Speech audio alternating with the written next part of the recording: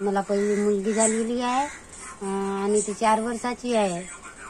पहिल्या खेपचे पैसे मिळालेले नाही आहेत. मुलांचे पैसे भेटले नाही. आशा वर्कर दिली आहेत कागद, पण पैसे भेटलेच नाही. आणि दुसऱ्या मुलीचे पहिला मुलगा किती वर्षाचा आहे? पहिला मुलगा आता 12 वर्षाचा. तुम्ही त्याचे कागदपत्र दिले होते का? हो. कोणाकडे दिले होते? आशा वर्कर दिले होते ना, सिस्टर. जे पहिल्या खेपीला तुम्हाला पैसेच नाही मिळाले? नाही. मग तुम्ही विचारणा नाही केली का? विचारले जी येतील म्हणला ना, आलेच नाही मग पैसे. दुसऱ्या खेपचे? दुसऱ्या खेपचेही नाही. दुसऱ्या खेपला तुम्हाला काय झालं? मुलगी की मुलगा झाला? मुलगी. दुसऱ्या खेपची तिचे पण नाही मिळाले का? नाही. माझ्या मुलाचे 5 वर्ष झाले तरी पण पैसे मिळाले नाही. फॉर्म भरला होता का? हो. कोणाकडे भरला होता? नर्साकडे. काय म्हणत नर्साताई? भेटतील म्हणत होते. प्रोसिजर टाकलाय, तुमचे पैसे मिळतील. एवढ्या वर्ष झाले तरी पण आम्हाला पैसे मिळाले नाही. पहिली खेप आहे का दुसरी खेप आहे? दुसरी खेप आहे. एवढा मोठा माझा मुलगा झाला तरी पण पैसे मिळाले नाही. 5 वर्ष झाले तरी. तुम्ही अशा द्यायला भेटले होते का या संदर्भात? हो. त्यानं म्हणाला पण पैसे मिळतात.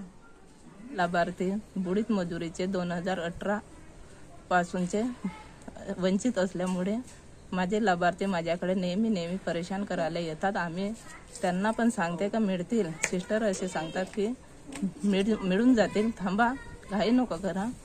पण ते अजूनपर्यंत मिळाले नाही. 2018चे आणि आता 22-23चे पण आहेत पुन्हा. किती लाभार्थी आहेत एकूण? असे आहेत 6 लाभार्थी आहेत. म्हणजे 2017-18चे 2 आणि 22-23चे नाही, हो 22-23चे 4 आणि 21-22चे 1 असे 6. सिस्टर म्हणजे 6 लाभार्थी एकूण 6 लाभार्थी आहेत. या संदर्भात तुम्ही सिस्टरला? हा, बोलली होती सिस्टरला. सिस्टरही म्हणत होते आम्ही नेहमी आम्ही आधार अकाउंट मागून त्यांच्याकडे देतोय आणि लाभार्थी पण नेऊन देतात. उपकेंद्रात म्हणला तर उपकेंद्रात आणि पीएचसीला म्हणला पीएचसीला, जे तिथं असल्या तिथं नेऊन देतो आम्ही. तुम्हाला काय सांगायचं याबद्दल शासनाला? याबद्दल आम्हाला असं वाटत आहे का गरीब लाभार्थी असल्यामुळे त्यांचे बुडीताचे पैसे मिळाले पाहिजेत. 750 लोकांची आतापर्यंत आपण नोंदणी केलेली आहे. त्याच्यामध्ये बरेच तांत्रिक अडचणी किंवा काही व्यक्तींचे आधार कार्ड अपडेट नसल्या कारणामुळे किंवा त्याच्या नावामध्ये फरक असल्या कारणामुळे किंवा काही अकाउंटचं पासबुकची प्रत व्यवस्थित न दिसल्यामुळे बरेच लोकांचे सन 2017-18 पासून लोकांना काही लाभ मिळाला नाही आहे. तर असे 587 लाभार्थी आपल्या करेक्शन क्यू म्हणतो आम्ही त्याला, त्याच्यामध्ये दिसून आले. त्याच्यावर आम्ही मागील आठवड्यामध्ये युद्ध पातळीवर काम करून त्याच्यात आपण जवळपास 450 ते 500 लोकांचे आपण कन्सेशन करून दिलेले आहेत. त्याच्यामुळे येत्या काही दिवसात त्या लाभार्थ्यांना त्याचा लाभ मिळणार आहे.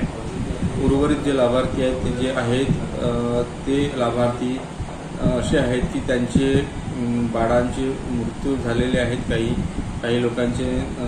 तर त्याच्यामुळे त्यांना आपण त्यांची यादी बनवून आम्ही ते जिल्हा स्तरावर सादर करणार आहोत. कारण त्याचे लाभ देण्याचं जे सिस्टम आहे ते आमच्या स्तरावर नसून ती त्याचं सिस्टम राज्यस्तरावर आहे. तर त्या मातेला किमान जो पहिला लाभ आहे, कारण की आता याचे 2च टप्प्यामध्ये लाभ दिला जाते, त्याच्यामुळे त्या मातेला गरोदरपणापर्यंतचा जो लाभ आहे तो देय होईल. पंतप्रधान मातृवंदन योजनेमध्ये आपण दुसऱ्या खेपेला जर मुलगी झाली असेल तर त्यांना मानव विकासाचा लाभ न देता तो पंतप्रधान मातृवंदन योजनेचा लाभ देण्यात जाणार आहे. म्हणाचा अर्थ दुसऱ्या खेपेचे जे मुलं आहेत फक्त मुलांनाच तो त्या मानव विकास अंतर्गत लाभ दिला जाईल आणि दुसऱ्या खेपेची जर मुलगी असेल तर तिला पंतप्रधान मातृवंदन योजनेचेच तिला लाभ दिला जाईल. आणि तो लाभ जो आहे तो पहिल्या खेपेच्या याला 5,000 आहे आणि दुसऱ्या खेपेला जर मुलगी झाली असेल तर त्याला 6,000चा लाभ देण्यात येणार आहे. आशा वर्कर मिळतील असे म्हणत होते पण अजून काही मिळाले नाही आहेत. किती वर्षाचं बाळ झालंय? माझे बाळ 2.5 वर्षाचे आहे. माझ्या पहिल्या खेपीचे 5,000 मिळाले आहेत माझ्या दुसऱ्या खेपीचे 4,000 अजून नाही मिळाले आहेत. तुम्हाला शासनाला काय सांगायचं आहे आता? शासनाला सांगायचं आहे की माझ्या बाळाचे 4,000 रुपये मिळाले पाहिजे.